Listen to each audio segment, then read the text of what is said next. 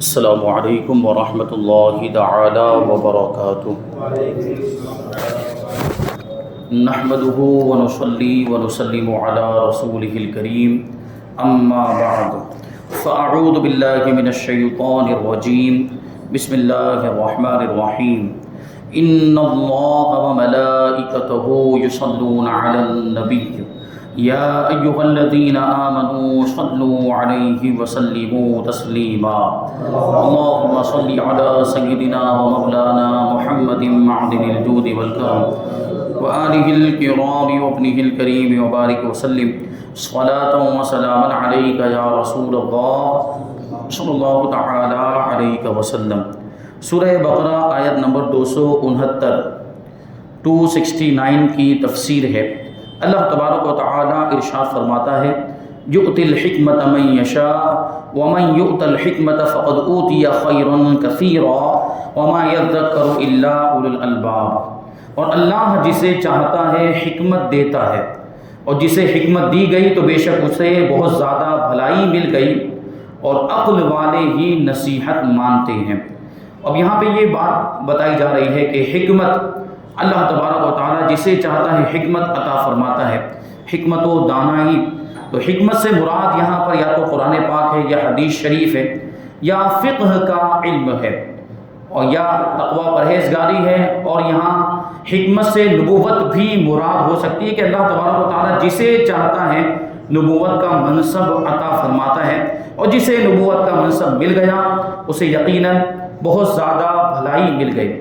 کیونکہ قرآن و حدیث سراپا حکمت ہیں، اور فقہ اسی سرچشمہ حکمت و ہدایت سے فیض یافتہ علم ہے۔ فقہ کا مطلب مسائل شرعیہ کا علم، احکام شرعیہ کا علم، اور قرآن و حدیث سے حاصل ہونے والے مسائل کا علم، تو اس کو فقہ کہا جاتا ہے چونکہ یہ قرآن و حدیث ہی سے نکلتا ہے۔ اور تقویٰ یہ حکمت کا تقاضا ہے، جبکہ نبوت تو سراسر حکمت ہے۔ البتہ یہ بات قطعی اور یقینی ہے کہ ہمارے نبی پاک صلی اللہ علیہ وسلم کے بعد اب کسی کو نبوت نہیں ملے گی۔ ہمارے نبی صلی اللہ علیہ وسلم پر نبوت کا سلسلہ ختم ہو گیا۔ آیت نمبر 270 اللہ تبارک و تعالیٰ ارشاد فرماتا ہے وَمَا أَنفَقْتُم مِّن نَفَقَةٍ أَوْ نَذَرْتُم مِّن نَذْرٍ فَإِنَّ اللَّهَ يَعْلَمُهُ وَمَا لِلظَّالِمِينَ مِنْ أَنصَارٍ۔ اور تم جو خرچ کرو یا کوئی نذر مانو اللہ اسے جانتا ہے، اور ظالموں کا کوئی مددگار نہیں۔ نذر ماننا مطلب جس کو ہم اپنی عام زبان میں منت ماننا کہتے ہیں۔ جیسے کوئی یہ منت مانتا ہے کہ میرا یہ کام ہو گیا تو میں اتنے فقیروں کو کھانا کھلاؤں گا، یا اتنی رکعت نماز پڑھوں گا، یا اتنے روزے رکھوں گا، تو یہ منت ہو گئی۔ یہاں آیت میں وعدہ اور وعید دونوں بیان کیے گئے ہیں، کیونکہ فرمایا گیا کہ تم جو خرچ کرو، خواہ نیکی میں خرچ کرو، خواہ بدی یعنی برائی میں خرچ کرو، یوں ہی تم جو نذر مانو اچھے کام کی یا گناہ کے کام کی، ان تمام چیزوں کو اللہ تبارک و تعالیٰ جانتا ہے، تو اچھے عمل خرچ اور نذر پر ثواب دے گا، جبکہ گناہ کے عمل خرچ اور نذر پر وہ سزا دے گا۔ یاد رہے کہ عرف میں ہدیہ، تحفہ اور پیشکش کو نذر کہتے ہیں۔ جیسے کسی بڑے کو کوئی چیز پیش کریں تو کہتے ہیں کہ جناب یہ آپ کی نذر کی، آپ کی بارگاہ میں نذرانہ ہے، تحفہ ہے۔ اور نذر کی دو قسمیں ہیں، ایک ہے نذر شرعی، اور نذر شرعی میں جب وہ کام ہو جائے جس کی بنیاد پر نذر مانی ہے تو پھر اس کو پورا کرنا واجب ہو جاتا ہے۔ شرع میں نذر عبادت اور قربت مقصودہ ہے، اسی لیے اگر کسی نے گناہ کرنے کی نذر مانی تو وہ صحیح نہیں، اور اس کو پورا کرنا واجب بھی نہیں ہے۔ یہاں پر بات چل رہی ہے عبادت کی نذر مانی جائے، وہ بھی عبادت مقصودہ کی، جیسے کسی نے روزے کی منت مانی، کسی نے نماز پڑھنے کی منت مانی، کسی نے صدقہ و خیرات کرنے کی منت مانی، تو یہ نذر جو ہے وہ شرعی نذر ہے، شرعی منت ہے۔ اگر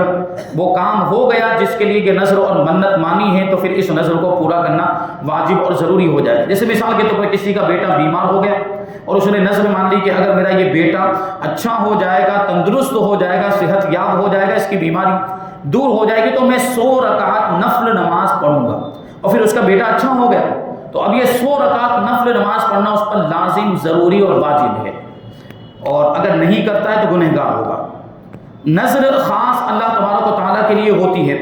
اور یہ جائز ہے کہ اللہ تبارک و تعالیٰ کے لیے نظر مانے اور کسی ولی کے آستانے کے فقراء وہاں کے غریبوں کو نظر کے صرف کرنے کی جگہ مقرر کرے۔ مثلا کسی نے یہ کہا کہ یا رب میں نے نظر مانی کہ اگر تو میرا فلاں مقصد پورا کر دے کہ فلاں بیمار کو تندرست کر دے تو میں فلاں ولی کے آستانے کے فقیروں کو کھانا کھلاؤں گا، یا وہاں کے خادموں کو روپیہ پیسہ دوں گا، یا ان کی مسجد کے لیے فلاں سامان مہیا کر دوں گا، تو یہ نظر جائز ہے اور یہ شرعی نظر ہے اور اس کو پورا کرنا ضروری ہے۔ شرعی نظر صرف اللہ تبارک و تعالیٰ کے لیے ہی ہو سکتی ہے، کیونکہ اس کے معنی ہے غیر لازم عبادت کو لازم کر لینا، یعنی جو چیز لازم نہیں ہے اس کو لازم کرنا۔ عبادت چیز سے مراد یہاں پر عبادت، وہ بھی عبادت مقصودہ، اس جنس کی کوئی عبادت مقصودہ بندوں پر لازم اور ضروری ہو، ایسی کسی چیز کی منت مانے، عبادت کی منت مانے تو وہ لازم اور ضروری ہو جاتی۔ پھر یہ بات ذہن میں رکھے کہ جو چیز پہلے ہی سے لازم ہے، جو عبادت پہلے ہی سے فرض ہے، جو عبادت پہلے ہی سے ضروری ہے، اس کی منت ماننے کا کوئی مطلب نہیں۔ جیسے 5 وقت کی نمازیں پہلے ہی سے فرض ہے، 5 وقت کی نمازیں یوں ہی پڑھنا ضروری ہے، تو اس کی منت ماننا یہ شرعی منت میں داخل نہیں ہوگا، کیونکہ وہ تو ویسے ہی پڑھنی ہے آپ کو، وہ تو ضروری ہے۔ تو غیر لازم عبادت کو لازم کر لینا۔ ہاں، اس نظر کا مصرف اولیاء کرام کے غربا مجاور بھی ہو سکتے ہیں، یعنی وہاں پر مزار پر کچھ لوگ رہتے ہیں اور ان کا انتظام نہیں، غریب واقعی غریب ہیں، واقعی فقیر ہیں، جو پیشہ ور فقیر ہیں ان کی بات نہیں چل رہی، جو واقعی غریب ان کے پاس کچھ بھی نہیں ہے، کھانے پینے کے اسباب بھی نہیں ہے، کوئی کمائی کا ذریعہ بھی نہیں ہے، یا وہ کہ جو اپاہج ہیں یا معذور ہیں، کما نہیں پاتے ہیں، تو ان کے لیے نظر مانی، یعنی یہ کہا نظر تو اللہ کے لیے مانی اور ساتھ میں اس کا مصرف بیان کیا کہ یہ میں فلاں اللہ کے ولی کے مزار پر جو غریب لوگ ہیں، حاجت مند لوگ یا اپاہج معذور ہیں، ان پر یہ پیسہ خرچ کروں گا، اتنے روپے ان کو دوں گا یا ان کو کھانا کھلاؤں گا، جیسا کہ اوپر بیان ہوا۔ اور نظر کی دوسری قسم ہے یعنی لغوی نظر، جسے عرفی نظر بھی کہتے ہیں، جو نذرانے کے معنی میں ہے، وہ مخلوق کے لیے بھی ہو سکتی ہے، جیسے بزرگان دین کے لیے نظر و نیاز کی جاتی ہے، مزارات پر چادر چڑھانے کی نظر مانی جاتی ہے۔ اس طرح کی نظروں کا پورا کرنا ضروری نہیں ہے، البتہ بہتر ہے، یعنی اگر کوئی پورا نہیں بھی کرتا ہے تو گنہگار نہیں ہوگا۔ نظر عرفی اور نظر لغوی، چادر چڑھانے کی نظر، ناریل چڑھانے کی نظر، اس طرح ہوتا ہے، اور بزرگان دین کے نام کی نظر و نیاز کرنے کی منت مانی، تو یہ نظر عرفی ہے، اس کا پورا کرنا واجب نہیں ہے، پورا کرے تو بہتر ہے۔ اور لیکن جو نظر شرعی جو اوپر بیان کی، جو صرف اللہ ہی کے لیے ہو سکتی، جو عبادت مقصودہ کی نظر مانی، روزے رکھنے کی، زکوٰۃ ادا صدقہ دینے کی، زکوٰۃ تو فرض ہے اگر وہ مالک نصاب ہے تو، اور اسی طریقے سے نماز پڑھنے کی نظر مانی تو پھر اس کا پورا کرنا واجب ہوتا ہے، اگر نہیں پورا کرے گا تو گنہگار ہوگا۔ آگے آیت نمبر 271، اللہ تبارک و تعالیٰ ارشاد فرماتا ہے ان تبدوا الصدقات فنعما ہی وان تخفوها وتؤتوها الفقراء فهو خير لكم ويكفر عنكم من سيئاتكم والله بما تعملون خبیر، کہ اگر تم اعلانیہ خیرات دو گے، یعنی کھلم کھلا خیرات کرو گے تو وہ کیا ہی اچھی بات ہے، اور اگر تم چھپا کر فقیروں کو دو تو یہ تمہارے لیے سب سے بہتر ہے، اور اللہ تم سے تمہاری کچھ برائیاں مٹا دے گا، اور اللہ تمہارے کاموں سے خبردار ہے، یعنی اللہ تبارک و تعالیٰ جو کچھ بھی ہم کرتے ہیں سب اس کو معلوم ہے۔ صدقہ خواہ فرض ہو یا نفل، جب اخلاص کے ساتھ ہو، دل سے کیا جائے، حصول ثواب کی نیت سے اللہ تبارک و تعالیٰ کے لیے دیا جائے، اور ریا سے بالکل پاک ہو، یعنی اس میں بالکل بھی دکھاوا نہ ہو، تو خواہ ظاہر کر کے دیں یا چھپا کر کے دیں، دونوں بہتر ہے، دونوں طریقے درست ہیں۔ آپ اس کو ظاہر میں کھلم کھلا بھی دے سکتے ہیں، چھپا کر پوشیدہ طور پر بھی دے سکتے ہیں، لیکن صدقہ فرض کو ظاہر کر کے دینا افضل ہے، جیسے زکوٰۃ، اس کو ظاہر کر کے دینا افضل ہے تاکہ تہمت کا اندیشہ نہ ہو۔ آپ ظاہر کر کے دیں گے تو لوگوں کو پتہ چل جائے گا کہ زکوٰۃ ادا کرتا ہے یہ، اور اگر آپ زکوٰۃ اور صدقات واجبہ کو چھپا کر دیں گے تو لوگوں کے دلوں میں یہ بدگمانی پیدا ہوگی کہ اس کو تو ہم نے کبھی زکوٰۃ ادا کرتے ہوئے دیکھا ہی نہیں، اس کو تو ہم نے کبھی صدقات واجبہ ادا کرتے ہوئے دیکھا ہی نہیں، اس کا مطلب یہ ادا نہیں کرتا ہوگا، تو اس طرح بدگمانیاں پیدا ہوگی۔ تو زکوٰۃ اور جو صدقات واجبہ ہیں ان کو ظاہر کر کے دینا افضل ہے، اس کی وجہ یہ ہے، اور نفل صدقے کو چھپا کر دینا افضل ہے۔ اور اگر نفل صدقہ دینے والا دوسروں کو خیرات کی ترغیب دینے کے لیے یعنی رغبت دلانے کے لیے ظاہر کر کے دیتا ہے تو یہ اظہار بھی افضل ہے، یعنی اس کی نیت یہ ہے کہ نفلی صدقہ بھی میں اس لیے کھلا کھلا اعلانیہ طور پر دے رہا ہوں تاکہ جب لوگ مجھے دوسرے لوگ دیکھیں تو ان کے اندر بھی صدقہ کرنے کا شوق پیدا ہو، خیرات کرنے کا، لوگوں کی مدد کرنے کا جذبہ پیدا ہو۔ اس نیت کے ساتھ اگر ظاہر کر کے دیتا ہے تو یہ نیت بہت اچھی ہے، اور پھر یہ ظاہر کرنا بھی افضل ہے۔ جیسے کہ نبی کریم صلی اللہ علیہ وسلم مجمع عام میں صدقہ کی ترغیب دیتے تھے، یعنی لوگوں کو صدقہ دینے پر ابھارتے تھے، اور بسا اوقات بعض جنگوں کے موقع پر تو رسول پاک صلی اللہ علیہ وسلم نے باقاعدہ چندے کا اعلان بھی فرمایا اور لوگوں کو صدقہ کرنے پر ابھارا، آمادہ کیا، اور صحابہ کرام رضی اللہ عنہم سب کے سامنے صدقات پیش کرتے تھے۔ سیدنا صدیق اکبر، سیدنا عمر فاروق، سیدنا عثمان غنی رضی اللہ عنہم کے اعلانیہ صدقات میں یہی حکمت تھی کہ دوسروں کو ترغیب ملے، ان کو دیکھ کر دوسرے بھی صدقات دیں۔ صدقات کی مزید فضیلت یہ بیان فرمائی کہ اس سے گناہ صغیرہ معاف ہو جاتے ہیں۔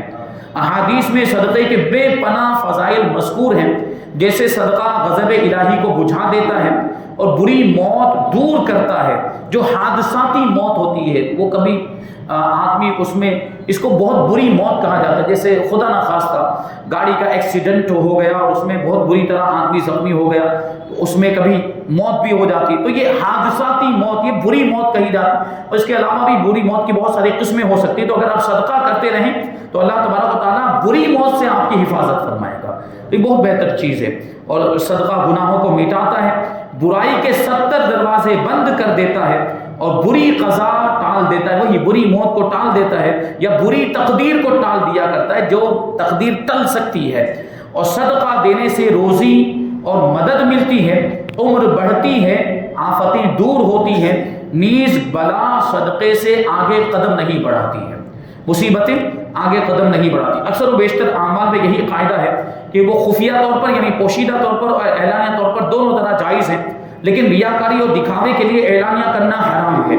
اور دوسروں کی ترغیب دلانے کے لیے، دوسروں کو رغبت دلانے کے لیے اعلانیہ طور پر نیک کام کرنا یہ ثواب ہے۔ مشائخ اور علماء بہت سے اعمال اعلانیہ اور کھلم کھلا اسی لیے کرتے ہیں کہ ان کے مریدین اور متعلقین کو ترغیب ہو، اور اپنے پیر صاحب کو دیکھ کر یا اپنے عالم دین کو دیکھ کر، امام صاحب کو دیکھ کر وہ بھی کریں۔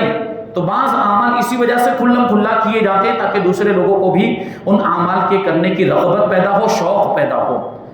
آگے آیت نمبر 272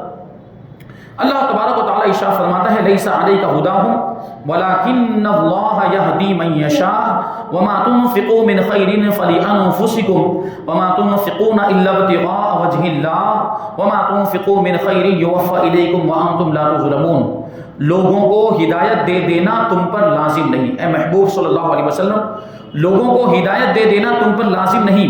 ہاں اللہ جسے چاہتا ہے ہدایت عطا فرماتا ہے۔ اور تم جو اچھی چیز خرچ کرو تو وہ تمہارے لیے ہی فائدہ مند ہے، اور تم اللہ کی خوشنودی چاہنے کے لیے ہی خرچ کرو، اور جو مال تم خرچ کرو گے وہ تمہیں پورا پورا دیا جائے گا، یعنی اس کا بدلہ، اس کا ثواب پورا پورا دیا جائے گا، اور تم پر کوئی زیادتی نہیں کی جائے گی، یعنی ثواب کو کم کر کے تم پر کوئی زیادتی اور ظلم نہیں کیا جائے گا۔ حضور پرنور صلی اللہ علیہ وسلم بشیر و نذیر اور داعی ہیں، یعنی خوشخبری سنانے والے بھی، یعنی حضور پاک صلی اللہ علیہ وسلم کی اطاعت و فرما برداری کرنے والوں کو، اللہ تبارک و تعالیٰ کی فرما برداری کرنے والوں کو حضور پاک صلی اللہ علیہ وسلم جنت کی بشارت سنانے والے، اور جو نافرمان ہیں ان کو جہنم سے ڈرانے والے، اور داعی ہیں یعنی دعوت دینے والے ہیں، اللہ کی طرف بلانے والے ہیں۔ اللہ تبارک و تعالیٰ نے دعوت دینے والا بنا کر آپ کو بھیجا ہے،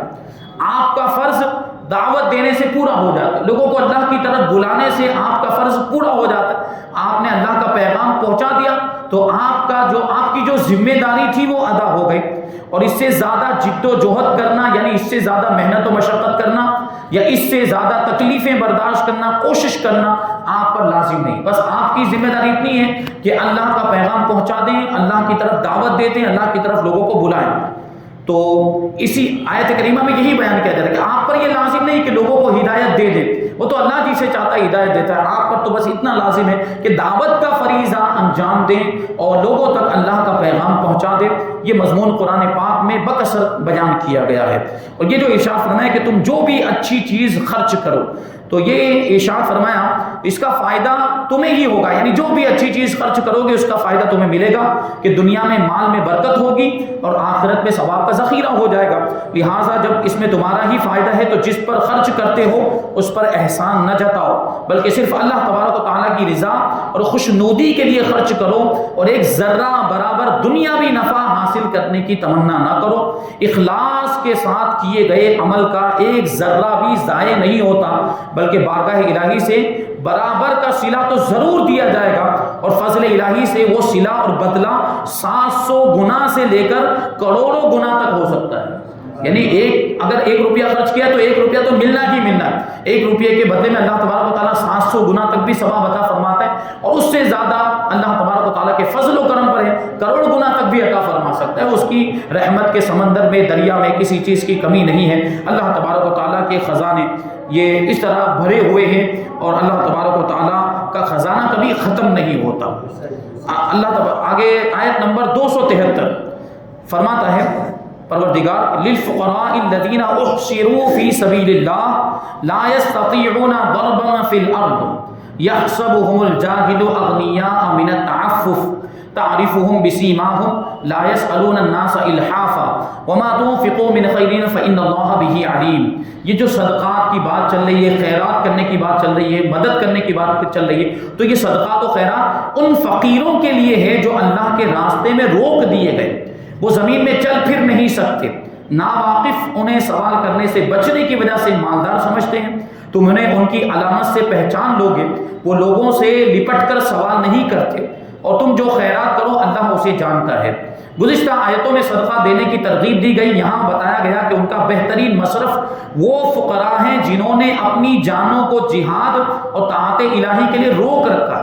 یعنی جہاد کی مصروفیت کی وجہ سے یا اللہ تبارک و تعالیٰ کی فرما برداری کی وجہ سے وہ کما نہیں پاتے، بازار میں نہیں جا پاتے ہیں، تو ایسے لوگوں کو ڈھونڈ کر ان کی مدد کرنی چاہیے۔ تو یہ آیت کریمہ اہل صفہ کے حق میں نازل ہوئی، اصحاب صفہ، یہ حضرات کی جو صحابہ کرام ان کی تعداد 400 کے قریب تھی۔ وہ میں نے بتایا تھا کہ وہ صفہ ایک چبوترا بنا ہوا تھا مسجد نبوی کے بعد، اب تو مسجد نبوی چونکہ وسیع ہو چکی ہے تو وہ چبوترا مسجد نبوی کے اندر آ گیا ہے، تو وہاں پہ 2 رکعت لوگ نماز ادا کرتے تھے۔ 400 صحابہ کرام وہاں پر موجود رہتے تھے۔ یہ ہجرت کر کے مدینہ منورہ حاضر ہوئے، اور یہاں نہ ان کا کوئی مکان تھا، نہ کوئی کنبہ، نہ قبیلہ، کوئی خاندان وغیرہ کچھ بھی نہیں تھا، اور ان حضرات نے شادیاں بھی نہیں کی تھی۔ ان کے تمام اوقات عبادت میں ہی صرف ہوتے تھے، رات میں قرآن کریم سیکھتے رہتے اور دن میں جہاد کے کام میں لگ جاتے تھے۔ ان کا شب و روز کا یہی معمول تھا، رسول پاک صلی اللہ علیہ وسلم کی بارگاہ میں حاضر رہنا اور حضور پاک صلی اللہ علیہ وسلم کی احادیث کو سن کر دوسروں تک پہنچانا، یہی ان کا کام تھا۔ اس لیے یہ اسی میں مصروف رہتے تھے اور کما نہیں پاتے تھے، بازار وغیرہ نہیں جا پاتے تھے۔ تو ایسے لوگوں کے بارے میں فرمایا جائے کہ ایسے فقراء کی مدد کی جائے اور ان پر صدقہ کیا جائے۔ انہی حضرات کی صف میں وہ مشائخ اور علماء اور طلباء اور مبلغین اور خادمین دین داخل ہیں جو دینی کاموں میں مشغولیت کی وجہ سے کمانے کی فرصت نہیں پاتے۔ علماء کرام آپ دیکھیں گے، علماء کرام، مبلغین اور خاص طور پر طلباء، طالب علم حاصل کرنے والے جو مدرسوں میں پڑھتے ہیں اور عالم بنتے ہیں، تو ظاہر سی بات ایک لمبا عرصہ 10 سال 12 سال کا عرصہ اس میں گزرتا ہے، تو وہ خود کما نہیں پاتے۔ بسا اوقات ان کے ماں باپ ان کا خرچہ چلاتے، لیکن ماں باپ کے لیے بھی کبھی دشواریوں کا سامنا ہو جاتا ہے کیونکہ دوسری اولاد بھی ہوتی ہے، دوسری ضرورتیں بھی ہوتی ہیں۔ تو ایسے لوگوں کی مدد کرنی چاہیے، ایسے لوگوں پر خرچ کرنا چاہیے، ان کو صدقہ دینا چاہیے، یہ بڑے ثواب کا کام ہے۔ یہ قرآن پاک کے اندر آیا،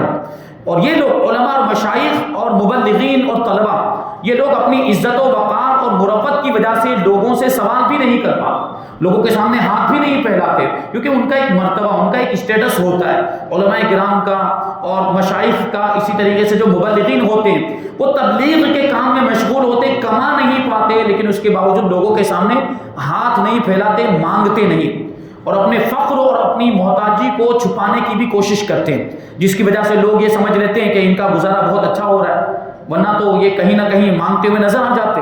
تو لوگ سمجھتے ہیں کہ ان کی حالت بہت اچھی ہوگی، جبکہ ان کی حقیقت میں جو حالت ہے اس کے برعکس ہوتی ہے، الٹی ہوتی ہے۔ یعنی وہ غریب ہوتے ہیں لیکن اپنی غریبی اور اپنی محتاجی لوگوں کے سامنے ظاہر نہیں کرتے۔ تو ہمیں خود ان کی علامتوں کے ذریعے، ان کی نشانیوں کے ذریعے معلوم کرنا چاہیے کہ ان کی حالت اچھی نہیں، اور یہ معلوم ہو بھی جاتا ہے اکثر و بیشتر۔ آپ غور و فکر کریں گے تو آپ کو پتہ چل جائے گا کہ ان کی حالت اچھی نہیں ہے، غریب ہے، محتاج اور ضرورت مند ہے، تو ان کو دینا چاہیے، ان کی مدد کرنی چاہیے۔ اگر کچھ غور سے دیکھا جائے تو ان لوگوں کی زندگی کا مشقت سے بھرپور ہونا بہت سی علامتوں اور قرینوں سے معلوم ہو جائے گا۔ ان کے مزاج میں تواضع اور انکساری ہوگی، چہرے پر ذوف اور کمزوری کے آثار ہوں گے، اور بھوک سے رنگ زرد ہو چکا ہوگا، یعنی پیلا پڑ چکا ہوگا۔ تو ہمارے یہاں دین کے اس طرح کے خادموں کی کمی نہیں، اور ان کی غربت اور محتاجی کے باوجود انہیں مالدار سمجھنے والے ناواقفوں اور جاہلوں کی بھی کمی نہیں۔ یعنی علماء کو سمجھتے ہیں کہ علماء تو بہت مالدار، جبکہ آپ جانتے ہیں کہ ایک امام کی تنخواہ کتنی ہوتی ہے، ایک مدرسے میں پڑھانے والے استاذ کی تنخواہ کتنی ہوتی ہے، اور ان کا تو یہی کام ہوتا ہے، یا تو امامت کر رہے ہوتے ہیں یا مدرسہ پڑھا رہے ہوتے ہیں، اور آپ جانتے ہیں کہ اتنی تنخواہ سے گھر چلانا کتنا مشکل ہوتا ہے جو ایک امام کو دی جاتی ہے یا جو ایک مدرسے میں پڑھانے والے مدرس کو دی جاتی ہے۔ اس کے باوجود لوگ یہ سمجھ لیتے ہیں کہ ان کا تو بہت اچھا گزر بسر، ان کے پاس تو بائک بھی، اچھے اچھے کپڑے پہنتے ہیں، اچھی ٹوپی پہنتے ہیں، اس کا کیا مطلب؟ مالدار ہو۔ آپ خود غور کریں، 10,000 روپے تنخواہ ہے، 12,000 روپے تنخواہ ہے، آپ بھی گھر چلاتے ہیں، آپ کا کیا 10-12,000 میں گھر چلتا ہے؟ یہ تو الگ بات ہے کہ اللہ تبارک و تعالیٰ اماموں کی، مدرسین کی تنخواہوں میں برکتیں عطا فرماتا ہے، ان کی روزیوں میں برکت عطا فرماتا ہے، اس لیے ان کا گزر بسر چل جاتا ہے۔ لیکن اس کا یہ مطلب نہیں ہے کہ وہ ضرورت مند نہیں ہے، وہ حاجت مند نہیں ہے، اور ان پر توجہ نہیں دینی چاہیے۔ توجہ دینے کی ضرورت کو کہ یہ ہمارے دین کے رہنما، یہ ہمارے رہبر ہوتے ہیں جو دین کا کام کرتے ہیں، اور ان کے ذریعے سے دین کا کام ہو رہا ہے، تو اگر ہم ان کی مدد کریں گے، اور آپ کے روپیوں پیسوں کے ذریعے اگر ان کی کوئی مدد ہو گئی اور اچھی طریقے سے انہوں نے دین کا کام کیا، تو اس میں آپ کو بھی ثواب ملے گا۔ تو یہ ناواقف سمجھتے ہیں کہ علماء کا تو کام چل رہا ہے۔ شاید ہمارے زمانے کا سب سے مظلوم طبقہ یہی ہوتا ہے، علماء کا طبقہ۔ اس چیز کا اندازہ اس سے لگایا جا سکتا ہے کہ لوگ اپنے بچوں کو عالم اس لیے نہیں بناتے کہ یہ کھائیں گے کہاں سے۔ یعنی جب کسی کو کہا جائے کہ اپنے بچے کو مدرسے میں پڑھنے کے لیے بھیجیں، تو وہ کہتے ہیں کہ ان کے پاس کمائی کا ذریعہ تھوڑی کوئی ہوتا ہے، وہ کمائیں گے کیسے اور کھائیں گے کیا۔ اور جب علماء کی مدد کرنے کی باری آتی ہے تو کہتے ہیں کہ یہ تو خوب کھاتے ہیں۔ تو آپ ایک جگہ یا آپ کی باتوں کے اندر تضاد پایا جاتا ہے، اور آپ کی بات کے اندر خود ہی دیکھیں تو دونوں طرح کی باتیں پائی جاتی ہیں۔ ایک طرف تو یہ کہتے ہیں جب عالم بنانے کی بات آتی ہے تو کہتے ہیں ہم عالم کیوں بنائیں، کہ یہ عالم بن کے کیا کر لے گا، اور علماء کے بارے میں اس طرح کی باتیں کرتے ہیں کہ ان کو تو کسی چیز کی ضرورت نہیں۔ تو جب اس بات کا علم ہے تو یہ بھی تو سوچنا چاہیے کہ جو علماء اور خادمین دین موجود ہیں وہ کیسے گزارا کر رہے ہوں گے۔ اصحاب صفہ کی حالت پر مذکورہ آیت مبارکہ کا نزول صرف کوئی تاریخی واقعہ بیان کرنے کے لیے نہیں ہے، بلکہ ہمیں سمجھانے کے لیے، نصیحت کرنے کے لیے اور ترغیب دلانے کے لیے ہے۔ علماء اور مبلغین کے گھروں کی پریشانیاں ختم کر دیں، پھر دیکھیں کہ دین کا کام کیسی تیزی کے ساتھ ہوتا ہے۔ سمجھنے کے لیے اعلیٰ حضرت رحمۃ اللہ تعالیٰ علیہ کے ان 10 نکات کو پڑھ لیں جن میں بار بار علماء کی معاشی حالت سدھارنے کا تذکرہ کرنے کے بعد فرمایا کہ مولانا روپیہ ہونے کی صورت میں اپنی قوت پھیلانے کے علاوہ گمراہوں کی طاقتیں توڑنا بھی انشاءاللہ تبارک و تعالیٰ آسان ہو جائے گا۔ میں دیکھ رہا ہوں کہ گمراہوں کے بہت سے افراد صرف تنخواہوں کے لالچ سے زہر اگلتے پھرتے ہیں۔ ان میں جسے 10 کی جگہ 12 دے دیجئے، اب وہ آپ کی سی کہے گا، یعنی آپ کی بولی بولنے لگے گا، یا کم از کم بلقمہ دوختہ بتو ہوگا، یعنی آپ کے لقمہ کھانے کی وجہ سے، آپ کا نوالا کھانے کی وجہ سے وہ آپ کا وفادار بن جائے گا۔ جیسے ہم کہتے ہیں نا نمک کھایا ہے، تو آپ کا نمک اگر اس نے کھایا ہوگا تو آپ کا وفادار بن جائے گا۔ دیکھیے حدیث کا ارشاد کیسا صادق ہے کہ آخر زمانے میں دین کا کام بھی درہم و دینار سے چلے گا، یعنی روپیہ پیسہ، دین کے کام میں بھی روپیہ پیسہ لگانا پڑے گا۔ وہ ہم دیکھ بھی رہے ہیں کہ اس کے بغیر اب دین کا کام ہو ہی نہیں سکتا۔ تو علماء کی بھی آپ مدد کریں، اور اس طریقے سے دین میں جہاں بھی دین کے کاموں میں، دین کی خدمت میں روپیہ پیسہ خرچ کرنے کی ضرورت پیش آئے تو وہاں پر بھی خرچ کریں۔ اور یہ حضور پاک صلی اللہ علیہ وسلم کا ارشاد ہے کہ آخر زمانے میں قیامت کے قریب دین کا کام درہم و دینار سے ہوگا، اور یہ حضور کا سچا فرمان ہے، اور کیوں نہ صادق ہو کہ صادق و مصدوق صلی اللہ علیہ وسلم کا کلام ہے، حضور پاک صلی اللہ علیہ وسلم کا کلام ہے، جو عالم ما کان و ما یکون ہے۔ یہ ان کی خبر جو حضور پاک صلی اللہ علیہ وسلم عالم ما کان و ما یکون، یعنی جو کچھ ہو چکا، جو ہونے والا، سب حضور پاک صلی اللہ علیہ وسلم کو معلوم ہے۔ یہ ارشاد حضور پاک صلی اللہ علیہ وسلم کا ہمیں بتاتا ہے کہ دین کے کاموں میں بھی اب اس زمانے میں درہم و دینار یعنی روپیہ پیسہ خرچ کرنے کی ضرورت ہے۔ جو مشائخ، جو علماء اور جو مبلغین دین کا کام کر رہے ہیں تو ان کی مدد کریں بڑھ چڑھ کر، اور ان کی حالت کا جائزہ لے کر ان کی ضرورتوں کو پورا کریں، اور دین کے کام میں اس کے علاوہ بھی جہاں کہیں بھی ضرورت پیش آئے وہاں اپنا روپیہ پیسہ لگائیں، یہ بھی آپ کی طرف سے دین کی بہت بڑی خدمت ہوگی۔ علماء تو اپنے علم کے ذریعے سے دین کی خدمت کر رہے ہیں، اگر اللہ تبارک و تعالیٰ نے آپ کو دولت دی، آپ اپنی دولت کے ذریعے بھی دین کی خدمت کا فریضہ انجام دے سکتے ہیں، کیونکہ اس وقت دین کی خدمت کے لیے روپیے پیسے کی اور مال کی بہت زیادہ ضرورت ہے۔ تو یہاں پر آیت نمبر 273 کی تفسیر مکمل ہوئی، 274 اور 275 کی تفسیر انشاءاللہ ہم آئندہ درس میں شامل کریں گے۔ اللہ تبارک و تعالیٰ کی بارگاہ میں دعا ہے کہ جو کچھ بھی بیان ہوا اس پر ہم سب کو عمل کرنے کی توفیق عطا فرمائے، اور نور قرآن سے ہم سب کے دلوں کو روشن اور منور فرمائے۔ وما علینا الا البلاغ۔